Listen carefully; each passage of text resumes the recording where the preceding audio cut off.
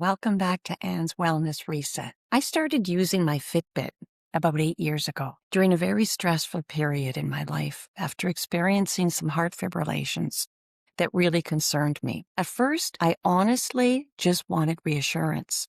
But over time, I realized that this little device was teaching me something much bigger, how my daily habits were affecting my body in real time. And one of the clearest examples was what happened to my sleep, my resting heart rate, and HRV when I stopped drinking alcohol after Christmas one year. Back then, I started with the Charge 2 Fitbit and progressed to a Sense Fitbit. And I tracked simple metrics such as steps, exercise, sleep score, resting heart rate.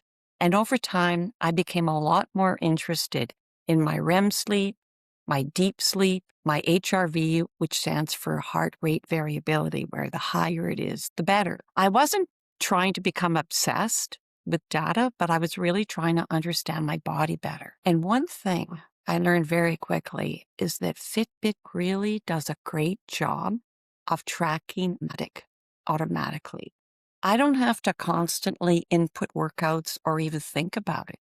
It tracks my walks, my outdoor cycling, my elliptical sessions, any runs I might do, any heart rate changes, my sleep patterns. And over time, it's inevitable.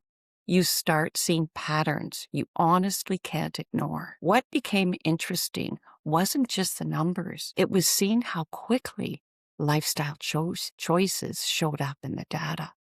So, for example, over the Christmas holidays a few years ago, I was drinking alcohol pretty much daily with family visiting. Nothing too extreme, but nevertheless, I was drinking alcohol every day. But I decided to abstain from alcohol completely for at least a month, starting the 1st of January. Well, the results were staggering. My resting heart rate went from a high of 71 beats per minute the last week of December to 62 and 59 beats per minute in January. These fluctuations caused by abstaining completely from alcohol were very substantial. And what surprised me the most was how immediate my body's response was. My HRV, for example, was a low of 12 milliseconds the last 2 weeks of December, and it went up to 24 milliseconds in January.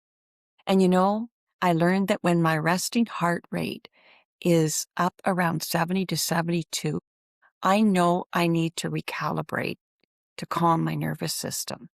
And similarly, I learned that there's a direct relationship between my stress level and my sleep score.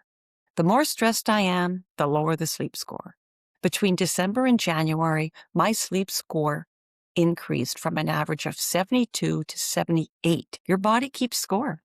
It makes sense, and it was incredible how my Fitbit Sense tracked it all. Now, I don't think health trackers should control our life, and I don't think we should become anxious over every number.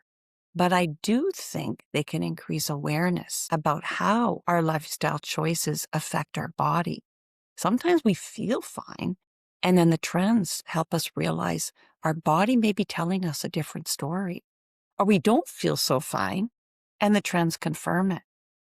So for me, Fitbit has been less about perfection and more about awareness. It helped me connect stress with the need for mindfulness and rest, and alcohol, or too much of it, with the need for recalibration and balance, movement with improved heart health. Not overnight, but gradually over time. More recently, I started using another health monitoring system, focused much more on body composition and longer-term trends. And what's interesting is that it taught me very different things about my health. So in the next video, I'll share what I learned from tracking muscle, body fat, and long-term changes, and how that experience compared to Fitbit. Please like and subscribe so you don't miss the next one.